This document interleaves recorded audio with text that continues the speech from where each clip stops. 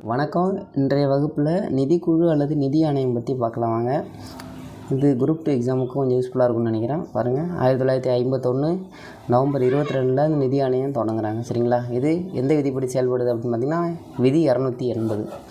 5 ஆண்டுகளுக்கு ஒரு முறை குடியரசுத் தலைவரால் நியமிக்கப்படுகிறது. ஓகேங்களா? இந்த குழு 5 ஆண்டுகளுக்கு ஒரு முறை குடியரசுத் தலைவர் தான் நியமிக்கிறாரு. அப்புறம் இதில் யாராக இருக்காங்கன்னு பார்த்திங்கன்னா ஒரு தலைவர் மற்றும் 4 உறுப்பினர்களே கொண்டது. சரிங்களா? இதை குடியரசுத் தலைவர் தான் நியமிக்கிறார்.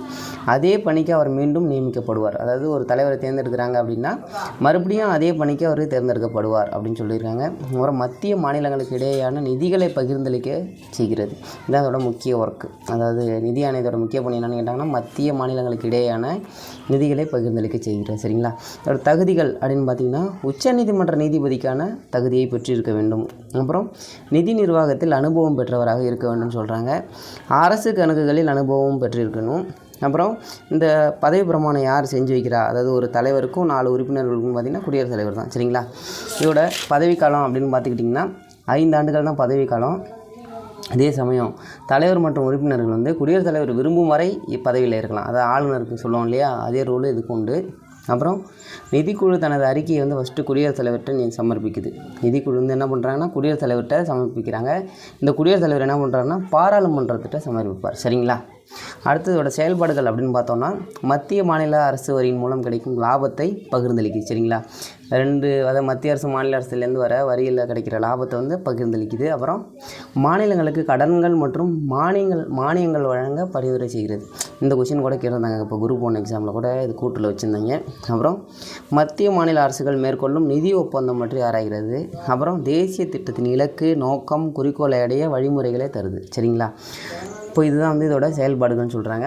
அப்புறம் எப்படி சொல்கிறோன்னா எத்தனை குழுக்கள் இருக்குது, எத்தனை நிதிக்குழு இது வரைக்கும் அமைச்சிருக்காங்க, தலைவர்கள், ஆண்டுகள், இதை தான் அடிக்கடி கேட்டுக்கிட்டே இருக்காங்க. இது மோஸ்ட் இம்பார்ட்டன்ட். பாருங்கள், மொத்தமாக இது வரைக்கும் 16 நிதிக்குழு அமைச்சிருக்காங்க. 16 தலைவர்கள் இருந்திருக்காங்க. சரிங்களா?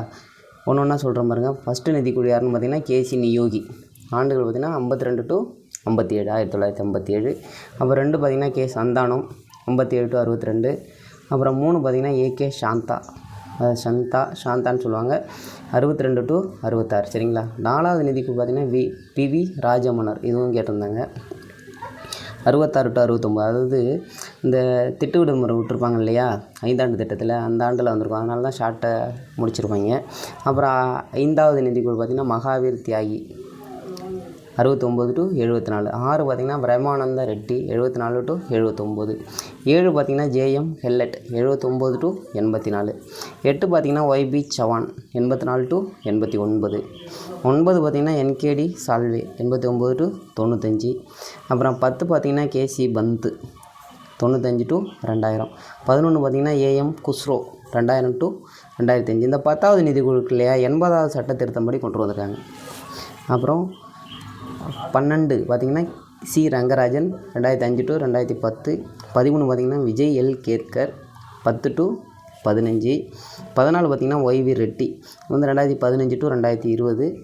15வது நிதிக்குழு பார்த்திங்கன்னா என்கே சிங், அதாவது நந்த் கிஷோர் சிங் சொல்லுவாங்க, 2021 to 26 வரைக்கும் இவரோட நிதிக்குழு செயல்படும். அப்புறம் 16 சமீபத்தில் நியமிக்கப்பட்டது தான் இது. இந்த 16வது நிதிக்குழு யாருன்னு பார்த்திங்கன்னா அரவிந்த் பன்காரியா, 2026 முதல் 31 வரையும் இருக்கும். சரிங்களா? இது முக்கியமான ஒரு பாட்டுங்க. இதோட பிடிஎஃப் கூட நான் டிஸ்கிரிப்ஷனில் கொடுத்துட்றேன். அதே சமயம் இது எங்கே இருக்குது சிலபஸில் அப்படின்னு பார்த்திங்கன்னா இது குரூப் 2 சிலபஸ். சரிங்களா? குரூப் 2 சிலபஸில் ப்ரிலிமினரி எக்ஸாமில் எங்கே இந்த டாபிக் இருக்குது சிலபஸ்னு பார்த்திங்கன்னா இந்திய பொருளாதாரம் அலகு 5ல் இந்திய பொருளாதாரத்தில் நிதி ஆணையம் இருக்குது இல்லையா, இதுலேருந்து கேட்குற கொஷின் தாங்க இது நடத்துனது எல்லாமே. இது நல்லா படிச்சிங்க, கண்டிப்பாக உங்களுக்கு யூஸ்ஃபுல்லாக இருக்கும்னு நினைக்கிறேன். அடுத்த ஒரு வீடியோவில் அடுத்த ஒரு சிலபஸில் பார்க்கலாம். தேங்க்யூ.